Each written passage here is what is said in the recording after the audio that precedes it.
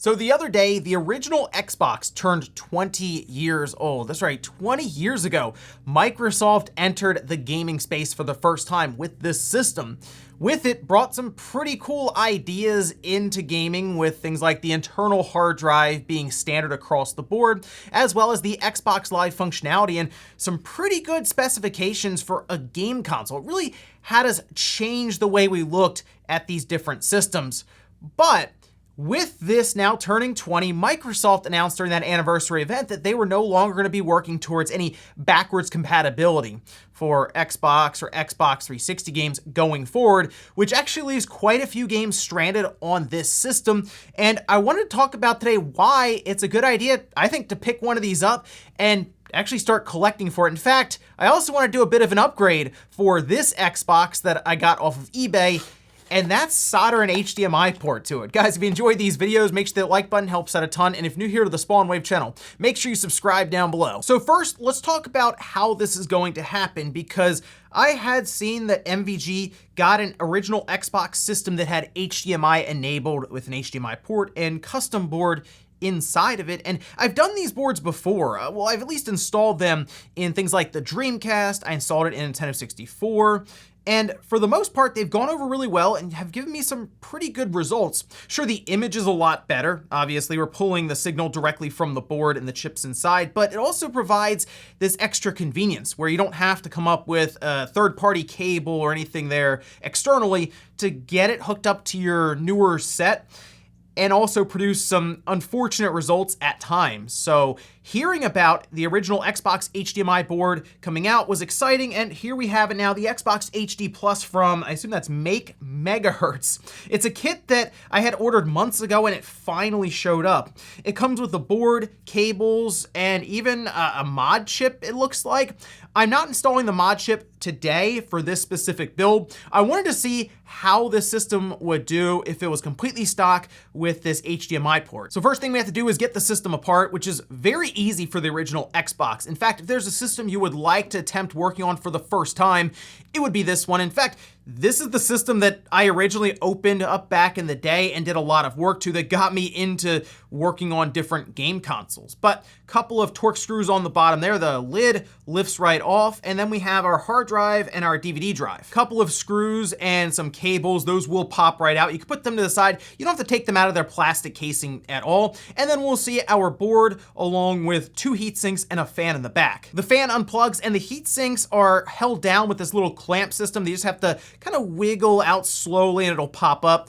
The heat sinks themselves, though, may be stuck to the chip, considering I've never changed the compound on this, and I assume people before did not either. So you're gonna wanna kind of play around with it a bit. You might even have to heat up the heat sink slightly just to create some separation for it to pop off. Be careful ripping at it too hard because it might actually pull like the GPU up or do damage to it if you're too rough. The first thing they want us to do is remove the AV port on the back. That's right, this modification is gonna replace that with an HDMI port. So unfortunately, at least from what I'm seeing here, you will lose that ability. However, we are working towards pretty much HDMI inputs across the board with a lot of our TVs, even component ports just being removed. So I wasn't too concerned losing the ability to have AV out with this system.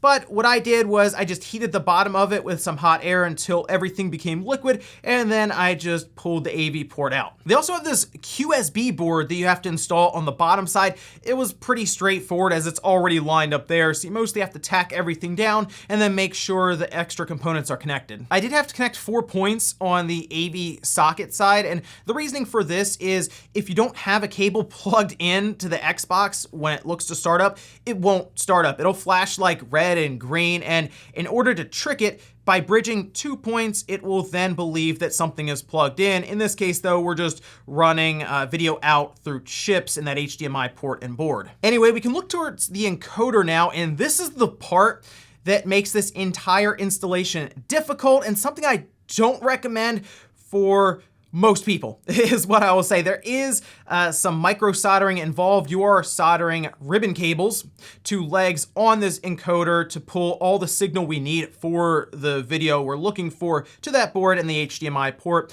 And you can see as I'm going through here, the idea is you need to make sure you're soldering to the right pin to start with, which is kind of difficult because they're very small. You have to kind of count from one side to the other to where to line up everything. And if you're off by a little bit, you might get some weird colors or just nothing at all from it. So I started with the one closest to me, the longest ribbon cable, and then worked to kind of set up the one in the back and then the one on the side.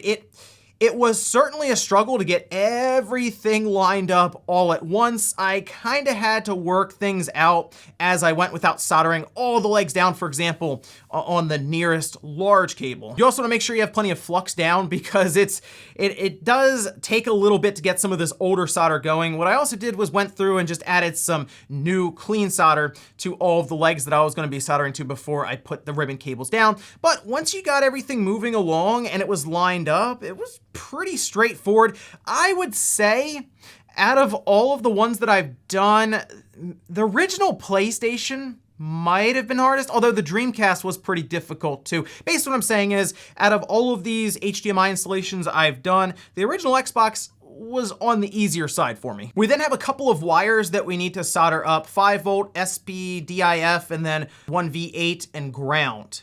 Once you have those soldered up, you also need the SCL and SDA legs from the chip on the opposite side. Those all get run to the HDMI custom board that they have set up. You can see it here. The main ribbon cable that we soldered down plugs into it, and then those other cables will solder in. They also gave me this little 3D printed guide that you place down with the HDMI port going through, and it looks super clean on the outside. I mean, really, I posted a picture of this or a video on Twitter, and it looks stock, which is awesome. See, because half the time they're like, oh, cut into the casing.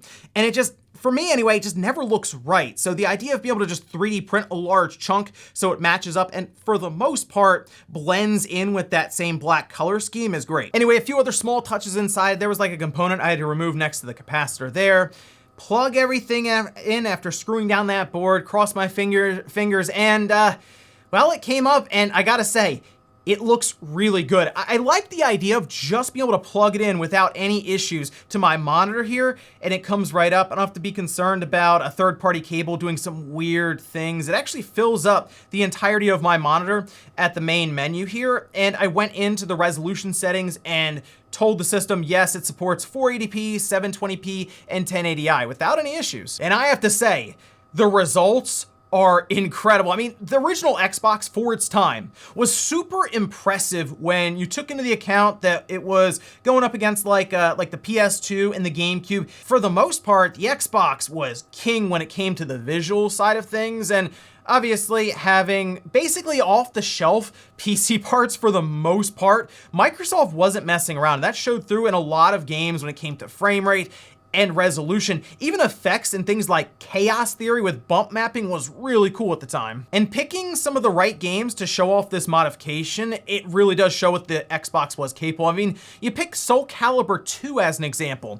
It runs at 720p, and just kind of how bright the game is and how smooth it plays looks fantastic. Need for Speed Underground 2 looks great, and frame rate wise, when it came to the consoles, the original Xbox was the version that you wanted for Need for Speed Underground 2. I also popped in Unreal 2 Awakening. That was a game I remember actually playing on my PC back then, but looking at it now through the original Xbox, it does support progressive scan and it looks very good on it. That was probably the part that was really cool about the Xbox, is it got a lot of PC games that seemed impossible at the time. Something like Half-Life 2.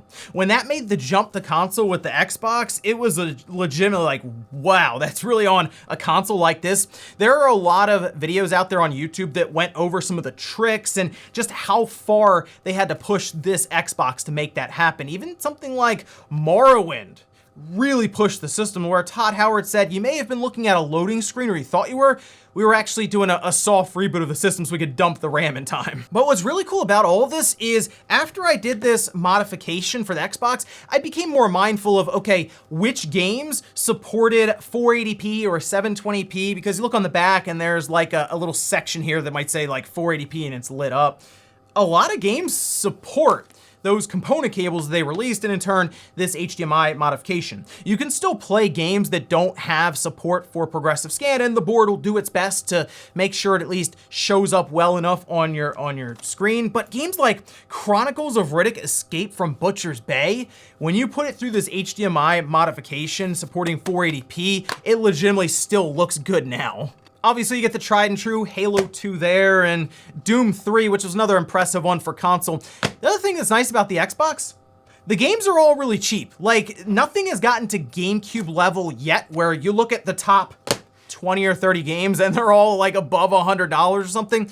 We haven't gotten there just yet with the original Xbox, but with Microsoft's announcement that they won't be doing much in terms of backwards compatibility at all going forward with some of their legacy hardware, mostly having to do with licensing issues, and there's a lot that goes into that, even with racing games. Like, I mean, we've seen even newer racing games get delisted because of car brands, but then you also consider music and something like Jet Set Radio Future, and I'm sure the struggle just to be able to get those games onto some of the newer hardware just comes down to that.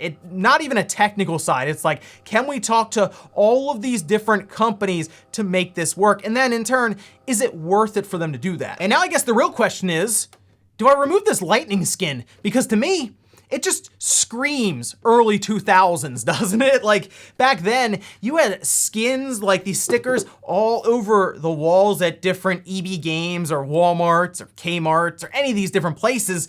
And you go in and you take your pick, and I guess the person I got this from online really liked lightning for their Xbox, so I guess there you go. I really like the green kind of contrast jewel that they had here on top, because it was all blacked out, and then you had this one big bright green with the chrome Xbox.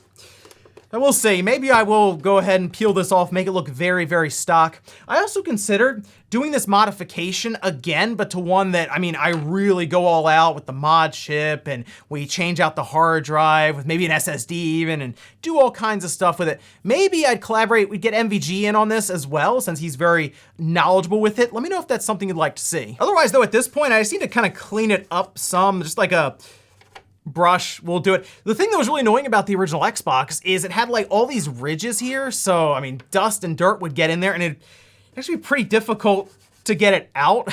But still, the original Xbox, awesome system. I've been waiting to be able to do this modification for a while because I have considered picking up more and more original Xbox games, and Microsoft kind of forced the issue there a bit now that they have made that announcement. I'm wondering if original Xbox games will actually start to go up in value because of that, or maybe even just original Xbox systems.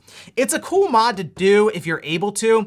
I know it's not necessarily gonna be something that everyone can, but if you can find one of these, or maybe even have someone do it for you, I don't know if there are services out there for it, I think it's worth it. It's pretty cool to have an HDMI port on the back of your original Xbox. And worst case scenario, I'm sure more and more cables will be finding their way onto the scene in order to at least give you a picture that is good enough and making this system more compatible with TVs now, because things like AV ports, component, those are all pretty much out the window now in favor of just all HDMI. But let me know what you guys think about this one down below. Taking the original Xbox, modifying it, putting the HDMI port on there, getting a really nice picture, but do you think it's time to start collecting original Xbox games? Because I think it is. Thanks guys for watching, and I'll see you next time.